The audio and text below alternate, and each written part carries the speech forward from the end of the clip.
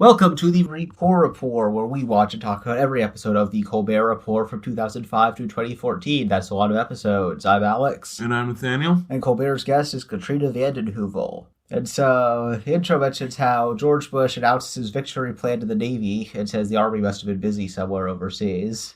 Iraq. Yeah. It seems like the Navy probably wasn't involved too much in Iraq. The Navy's website only has one page mentioning it. What they did in Iraq. But there's probably a little bit more. What about the Army? I mean, the Army would have, and the Marines would have been the main. Well, what does their website say? I didn't check the Army, Okay. I mean, Afghanistan has a whole website, it has a whole thing about all of the carrier planes they used in Afghanistan. Then he does, when he talks about the Vatican's rule of the gay priests, he crosses himself while snapping, which is pretty... Yeah. Flamboyantly snapping, I would say. Yeah, I mean, that's the... I mean, but not just normal. Yeah. And the caption for his interview with the representative from Detroit is Detroit Talk City, which is a pun on the 1999 film Detroit Rock City. You're not about toxicity? No. Even though I guess that could also work, right? I don't know. Is it fun? So the first part, after the audience hears, he says, and also with you, like at the church. It is 24 shopping days until Christmas, or Xmas if you hate Jesus, which makes it strange to celebrate his birthday. Yep. And so it talks about Bush's victory plan speech for a little bit, but we're saying, oh, well, I guess he convinced me, moving on. Yeah.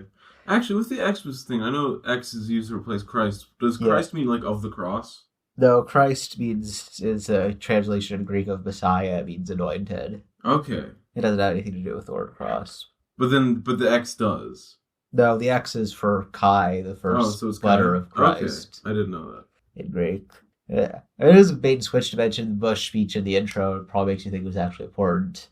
Yeah, it was not. So he instead decides to talk about Rick Springfield, singer, Australian-American singer and actor, returning to General Hospital, the daytime soap, after having been absent for 22 years. Yep. So General Hospital has been on since 1963, and it's still going. Is he still on the show? No. It says that he was regular 1981 to 1983, 2005, 2008, and then he came on for a bit in 2012. Okay. It seems like his last appearance on the show was 2013. So it's characters just come in and off. Yeah. So you keep it going. And so then he gives the whole story about how Noah Drake left Port Charles Hospital to become a neurosurgeon after his courtship ended, and then he goes on, which makes him seem like you really care. He says that most Americans' hearts were captured by Luke and Laura back then, whose wedding episode in 1981 had 30 million views, which is still the record for a soap opera, apparently, or a daytime show. So I guess it was a big deal. Yeah, but he says that he only cared about Noah Drake, and when he left, Colbert switched to Ryan's Hope, the 1975-1989 soap opera about the Ryan family. It wasn't a medical one, it was just the family. It was a soap, though, not a sitcom? Yeah, I mean, just a daytime show. Okay. And it was dramatic enough to... Seems like some shows are considered primetime soap operas, but I'm not sure how they... What's the primetime? Is Young Sheldon the primetime? No, I mean, that's a primetime show, but it's not a soap opera. No, soap. It's definitely a sitcom. Yeah. And he says that Colbert is still hanging on to his Betamax tapes from the Springfield years, but he doesn't have his tape deck anymore, so he just holds them in his hands and remembers what love was. Yeah. Of course, we talked about Rick Springfield left behind to concentrate on his singing career, which is singing Jesse's Girl to smaller and older crowds. I mean, that song's still popular, though, so I imagine it wasn't that terrible. Yeah, also, how successful was he as a singer? Was that a hit? I mean, it's a pretty big hit. You still hear it sometimes. Yeah. Do you have any other hits? I think so, yeah, he's not. Okay. It says his real name is Rick Springthorpe, so... Yeah. And so he says he's back with General Hospital now. It says, everyone in the nation, you should be too. And he uses that to segue into saying, just because I enjoy them doesn't make me less of a man, which brings me to tonight's word. Gay, gay, gay, gay, gay. Which in street... Yes. Okay. Which in street parlance means really gay. Yeah. But in Vatican parlance means too gay to be a priest. And the bullet point is, there's a limit. Yep. This was because that Tuesday, Benedict XVI issued his first major policy as Pope, at least according to him, which is concerning the criteria for the discernment of vocations with regard to persons with homosexual tendencies in view of their admission to the seminary and to holy orders. He never says the full title on the show. Well, obviously, because it'd be really long. I mean, he says the full title of Katrina vanden Heuvel's book, but... Well, yeah, but that's It's a separate Yeah.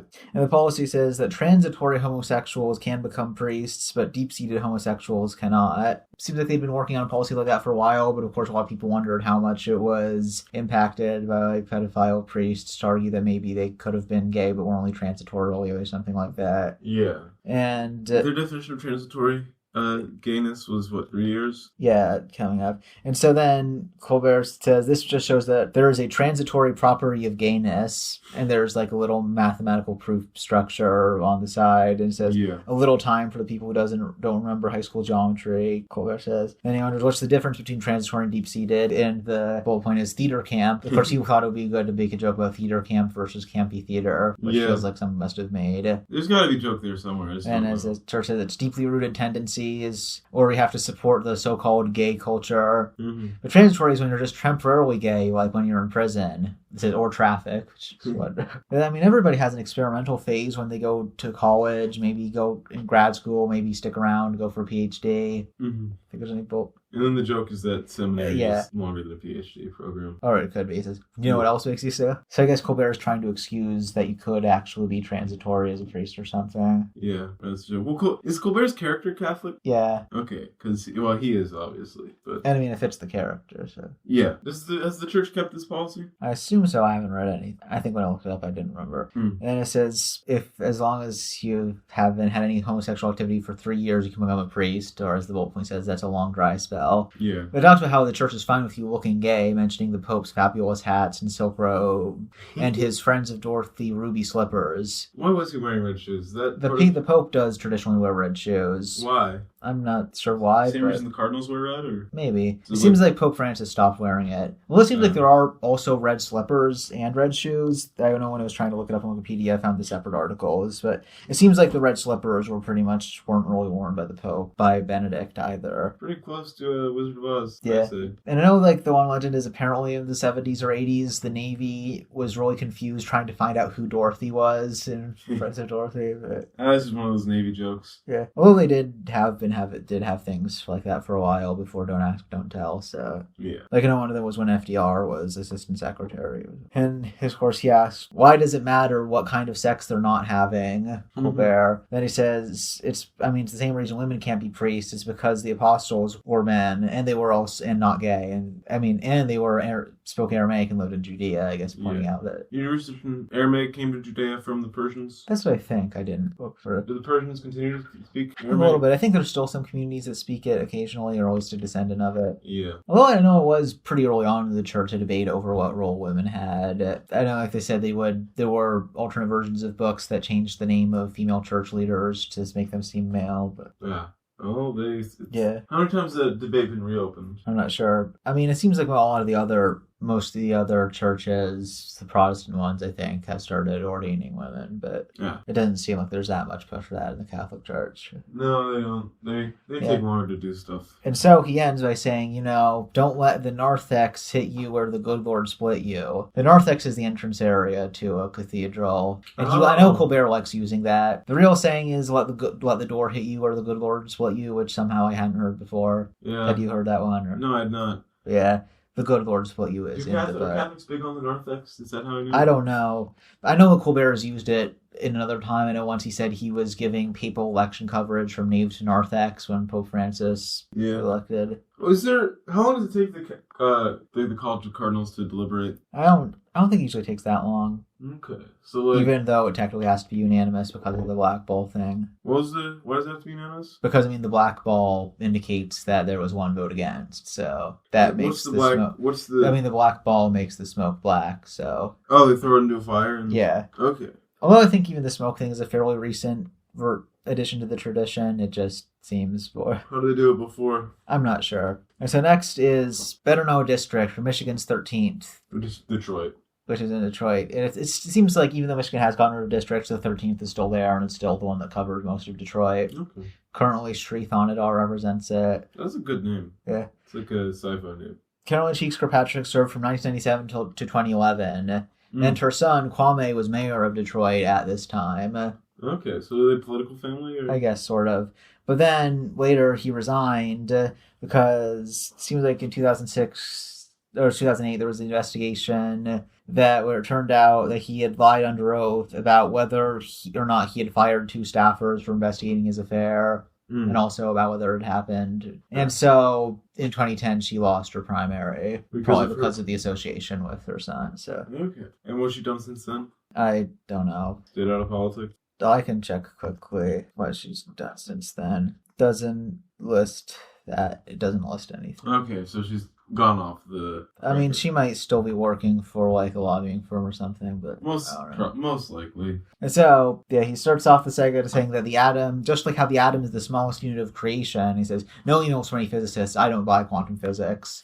Well, I'm pretty sure it's even beyond quantum physics that they have electrons, at least, but... Yeah. Then he says, similarly, there's a political table of elements, which is the district map or the big board. And so now he is officially calling it a 434-part series, making good on his promise about not counting Duke Cunningham's district. And does he keep that for the rest of the show? Yes, he does. He does? Yeah. And so he talks about how Detroit was the home to the music of the White Stripes, the Supremes, Eminem, Ted Nugent, an adorable young MJ, but not creepy old MJ. I mean, he was still alive at the time, so that was still the predominant. Did he live in Detroit? Yeah, I don't think he ever did live in Detroit, though. I think they were wrong. Like, it seems like they moved to LA once they got signed because Motown had already started moving down there a little bit by that time. Okay. So the Jacksons were never in. Yeah, I'm pretty sure they weren't because they were in Gary, Indiana first. Yeah, well, that sucks. Yeah. That was Gary, Indiana. Yeah. And so he says that Detroit is where the makers of the 1967 Mercury Cougar with GT package came from, and he said that he wants folks from the desert help me out and get me one that's not damaged very much. It has to be green.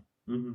And even though the picture that he shows isn't green, there were green ones though. I was able to look it up. 1967 is the first year the Mercury Cougar was produced, and GT just is Grand Tour, Gran Turismo. Yeah. It's just like a thing to throw on. Yep. Yeah. And the Mercury Cougar was discontinued in 2002, and by that point it didn't even look like the same car. Yeah. Oh. Do they still make Mercury or no? No, they don't. That was one of the brands I think Ford dropped in part when they restructured after the recession. Yeah, this is what the last version looks like, which does not look anything like.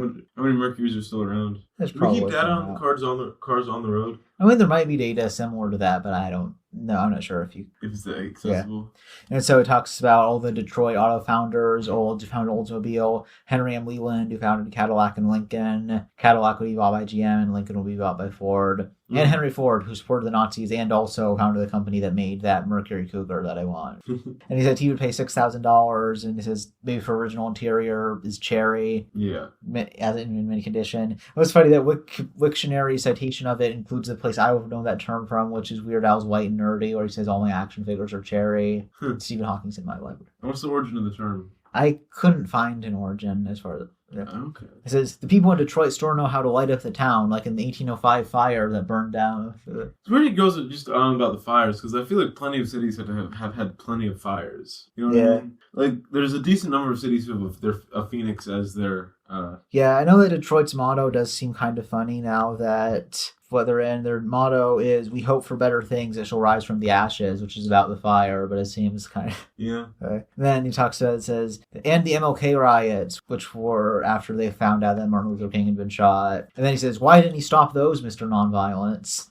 And then Devil's Night, which is like the thing before Halloween for the Cause Mayhem, which is Mischief Night in Pennsylvania. Yep. Yeah. Was it in New Jersey? Forget. Or South PA? That's Mischief Night. That's Mischief Night? Okay. Yeah. And then he says that, but unfortunately all that fun ended with when they started the RoboCop program. It says Detroit, most unfortunately, is across from the worst place in Canada, Windsor. It seems like I can't find any, it doesn't seem like Windsor is considered the worst place, although it doesn't seem like anybody loves it that much. You think they're better than Niagara? I think it might be. Because Niagara's considered trash. The kind of thing is the picture they show of like the sex shop and stuff like that is actually from Paris, so I think they just wanted a picture that was like that. Yeah. What movies besides RoboCop are set in Detroit? I mean, I assume 8 Mile is set around Detroit.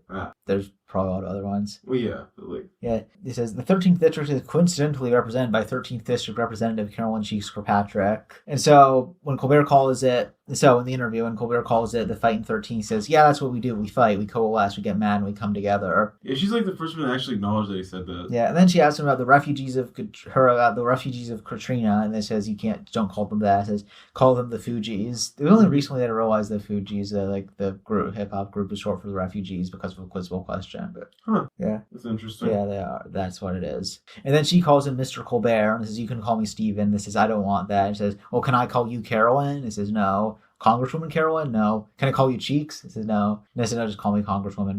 But he calls her Carolyn anyway. Yeah. So he says. He brings up what Bill O'Reilly said about Hurricane Katrina, which is fairly old then, but I imagine that was just because the interviews had been recorded quite a bit ago, so that was probably recent. They were all recorded on the same day, right? In like October? Maybe not all the same day, but they're probably pretty close. Yeah, they're all in October right now. And so his quote was that Katrina's aftermath should be taught in every American school to teach you not to be poor and stay in school. I was thinking, like, it seems like people that don't stay in school might not be served that well by a message telling them to stay in school from school. Yeah. It seems like O'Reilly's other controversial comment about Katrina was that he wished it had hit the UN instead. Although, I mean, that would be close to New York where he works, so that seems kind of... I feel like, how do you have a hurricane localized entirely in a building? Yeah, they're asking why didn't they stay in school. She doesn't believe him. It says they did stay in school.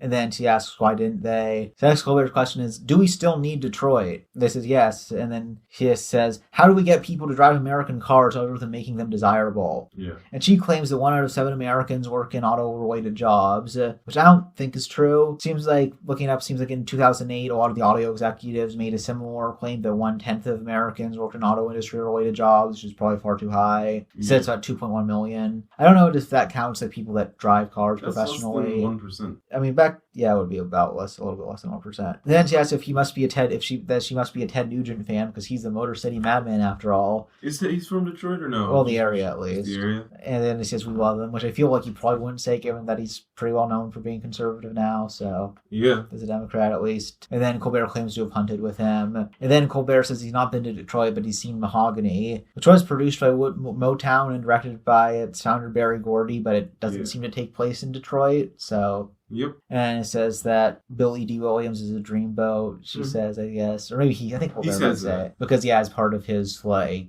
I'm totally not gay type thing, sort of. And so then they start singing the theme for Mahogany.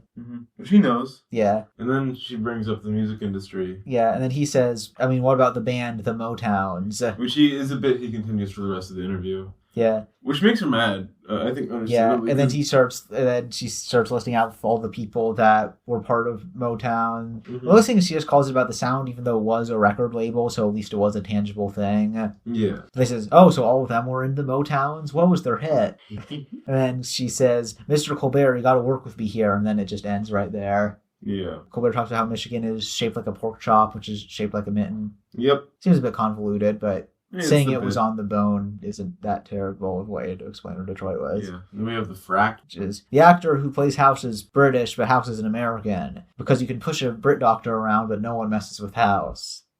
Now the interview with Katrina vanden Heuvel, editor of The Nation magazine, from 1995 to 2019.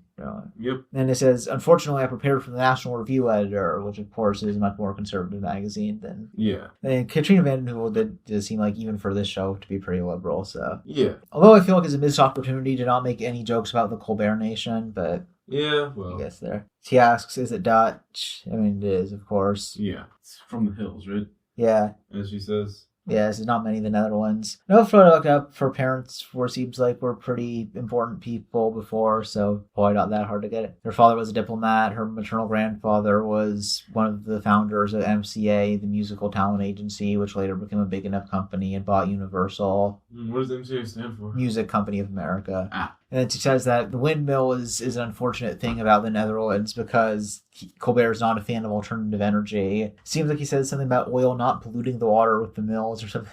Sorry, that makes sense. And then he says that if he were doing the congressional hearings on the oil industry, which have come up before, he wouldn't make them take the oath. He would take the oath himself. And then he says she strikes him as an East Coast liberal out of touch, and to prove him wrong, tell me the last time you ate at Chili's. Yeah. She said she'd do him one better when she ate a barbecue. She ate at Moonlight Barbecue in Owensboro, which she visited because it was her husband's hometown. Yeah. Her husband was Stephen F. Cohen, a scholar of Russia, who was 21 years older than she was, and he died in 2020. Yeah. Now, I don't know, there must be a lot more, like, Russian language and scholars of, like, Russian history, like, people before the collapse of the Soviet Union. Yeah. It does make me think, go on. Because to me, that's a department you notice in colleges a lot that seems kind of out of place. Yeah, it doesn't make you think, like, I know, like, there must have been, I imagine the Middle Eastern Studies professors must have been kind of happy about 9/11 because it made them a lot more... I assume they probably weren't happy. I mean, not happy about 9/11. But maybe the consequently their jobs became... Yeah, maybe they did 9/11. Maybe the Gulf War the first Gulf War they were happier about. Yeah, and Moonlight Barbecue is still open, it seems, so that's good.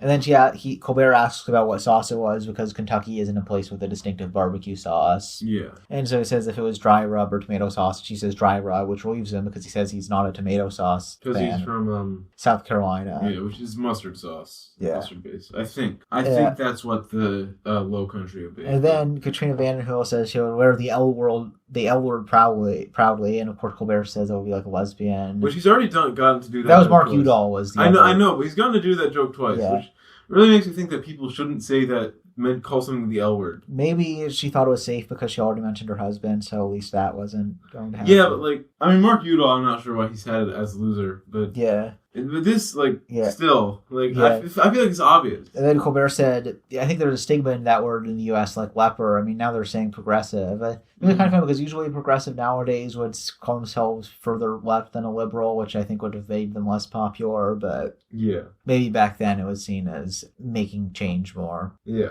And so her book is called Dictionary of Republicanisms, the indispensable guide to what they really mean when they say what they think you want to hear, which Colbert calls a catchy title. How well was thought of as the book? I don't know. Is it? I don't think it's a Wikipedia article, but... It's one of those 2000 probably. Colbert asks her about how, in his speech about the victory plan in Iraq, Bush said, America will not run. What does he mean?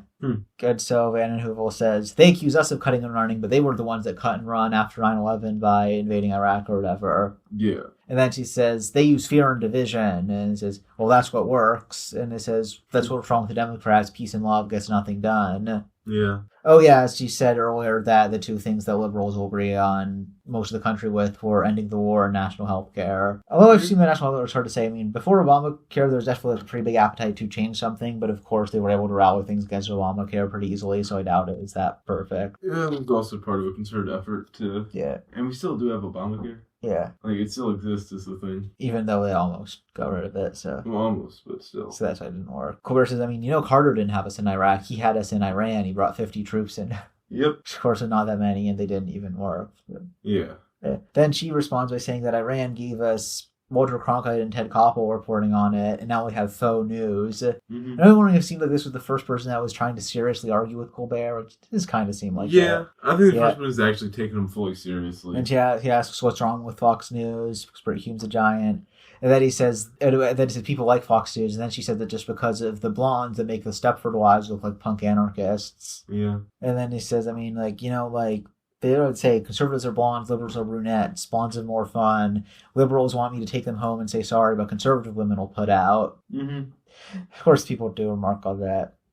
I'm not sure if... I am curious if anybody ever thought liberals were more likely to be... I mean, maybe that's why Sarah Palin didn't work, was because she was a brunette, so... Yeah. She says that in Leavenworth soon, federal prison, there will be enough Republican congressmen lobbyists to have a quorum. I thought she said quarrel at first, so glad I watched it again. What is a quorum? Just a discussion? Just enough people to do something. Okay. I know that used to be one of the things in Congress is that sometimes representatives wouldn't show up so that they couldn't vote on something.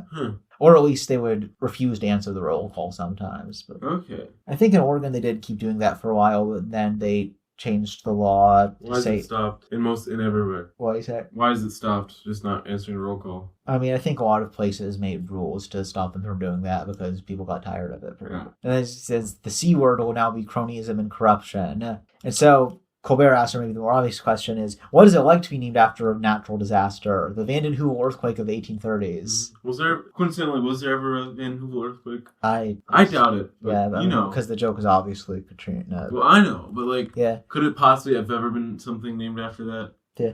So you're tweeting about the earthquake in New York that happened earlier this month, but...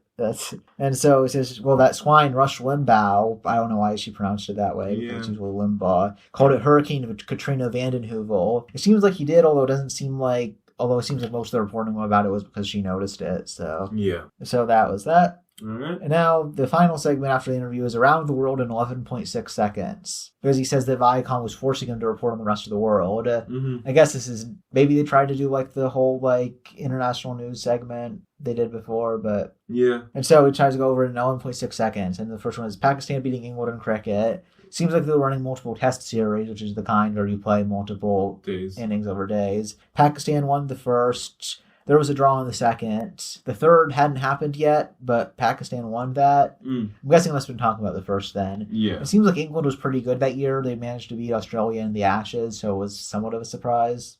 Okay. And are there any good cricket nations that are good at cricket that weren't Commonwealth nations? I'm not sure. I think there might be one, but... And then Shimon Peres, former Prime Minister of Israel, switched parties. He lost the leadership of the Labour Party, so he joined Prime Minister Sharon's new party, Kadima, which he formed after he left Likud. So it might have worked, but I mean, Ariel Sharon also had a stroke in January 2006, which stopped him from being Prime Minister. Who became Prime Minister after? I think like Ehud Omer, they said, took over after that for a bit, and then they held the election, and then Netanyahu became Prime Minister. Okay. When was Netanyahu's first stint as Prime Minister? I think it was like 2007 or something. Well, no, wasn't he Prime Minister in like the 90s? I think he might have been the first time because he was. Yeah. I'll check to make sure we're not waffling about this. Because I know he's been Prime Minister. Yeah, he was for a little bit, 1996, 1999. So. Yeah, he's been back and forth. Yeah, and it says something about cocaine in Mexico. That's way too vague. Seems like they might have captured a lot in October, but... That probably happens a lot, though. Then mentioned some Russia problem, maybe the Chechen War because they showed military footage. That would be likely, right, for this time period? Although at the time the Chechen War was mostly just a guerrilla war, but... Still too. For the French Parliament debated a bill in French. It seems like this probably is because they extended the state of emergency after the riots on the 17th. So. And then Argentina air labor strike, I think the joke headline they have was "Don't fly to me, Argentina." Too. I think like there were many that happened that year, but this one was it seems like this one was November 24th through December 2nd, so it didn't last that long. But how come the U.S. generally has less like big strikes like that than other nations? Probably part of it is because we did make it easier to mobilize against unions and like the Taft-Hartley Act and things like that. But yeah, because I feel like other countries like get shut down for like the bus unions and train unions and stuff. Yeah. And then he says, that was actually just 9.8 seconds. Guess it was a snow news day. He says, remember, don't untangle Christmas lights, help the economy, and buy some new ones. Okay, so that was that episode. Yep. Signing off. Signing off.